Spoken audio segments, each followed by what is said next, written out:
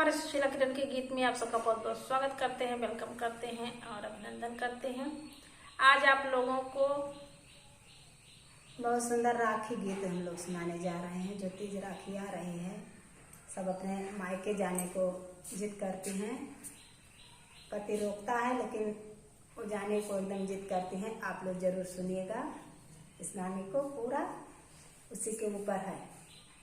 हाँ, आप लोग लास्ट तक जरूर बने रहे। देखा मैंने मानत थी कि नहीं मानती कि नहीं अरे जाती जरूर।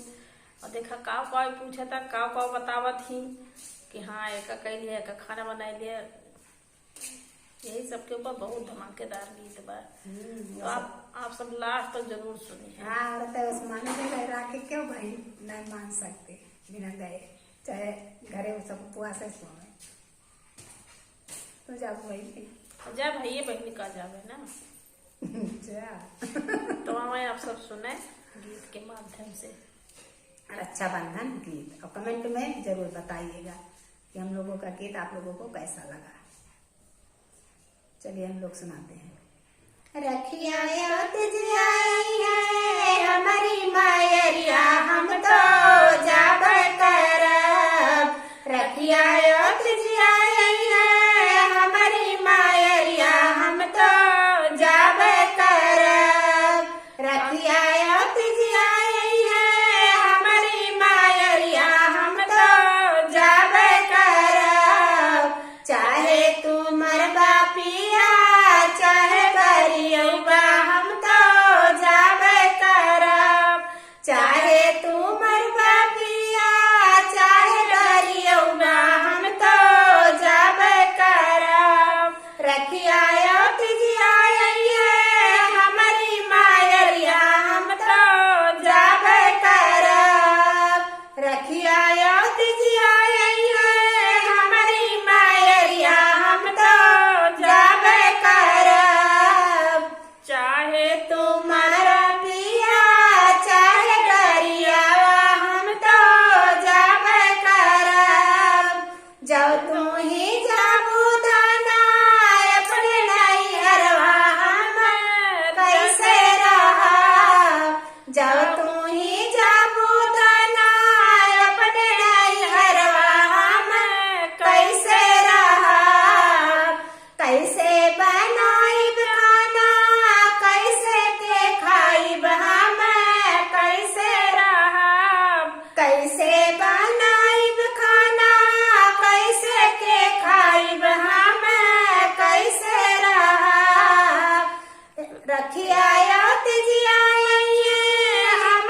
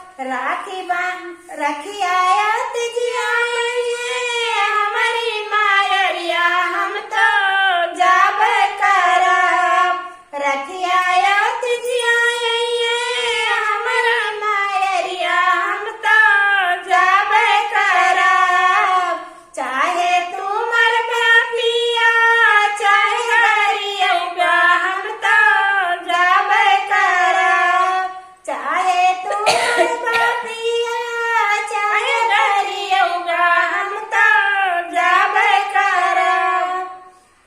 अरे साथी राखी अजब चीज है।